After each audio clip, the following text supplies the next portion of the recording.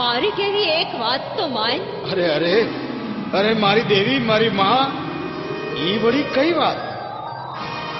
દીકરા, ધોળકા શહેરમાં હવા લાખની કિંમતના મેઘાડંબર બજારમાં વેચાય છે. ઈ મને મેલડીને ઓઢાડ તો જગલા, તારું ને મારું નામ જગતમાં અમર રહેશે. જય જયકાર થઈ જાહે મારા જગલા. પણ મારી, ધોળકા શહેરમાં તો બાદશાહનું રાજ છે. ગામની ફરતો મોટો કિલ્લો છે. ફરતીયું આરબ, મુગલ અને પઠાણોની ચોકીયું છે. અરે મારી, એની પાસે તો ગંગા, જમના અને લેલા મજનુ જેવી ભયંકર તોપોય છે. મારી અહીંયા કેમ કરીને જાઓ બાપા?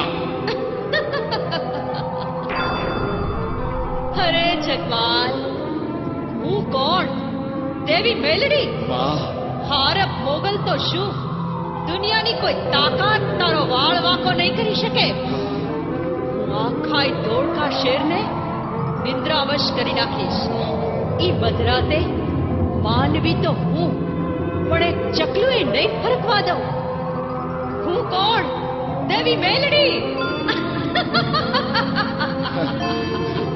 ખમ્મા ખમ્મા મારી દેવી, જય હો તમારી, જય હો. તો હવે હાલ મારા જગલા, આગળ હું ને પાછળ તું. હાલો માળી, હાલો દેવી માં, હાલો. જય હો તમારી. હાલ મારા ધર્મા, આગળ હું અને પાછળ તું, અને હાલો મારી દેવી એમ જગદંબા મેલવી. આગળ આગળ અને પાછળ પાછળ, ધીરે ધીરે ધીરે.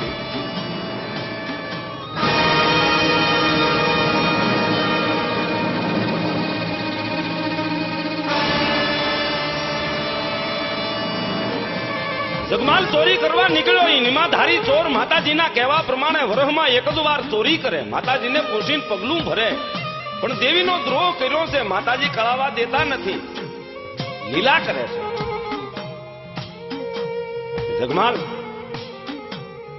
ચોર્યું કરવા આમ માતાજીના કહેવા પ્રમાણે જગમાલ ધોળકા શહેરમાં ગઢની રાંગ માથે ચડ્યો. ત્યાં તો દેવીએ જૂનો હાથ લગાવ્યો અને મૂઠનો હાથ લીધો. ધોળકા શહેરની માથે કારણ હાથ બાંધી દીધું. બધાને નિંદ્રા હોશ કરી દીધી.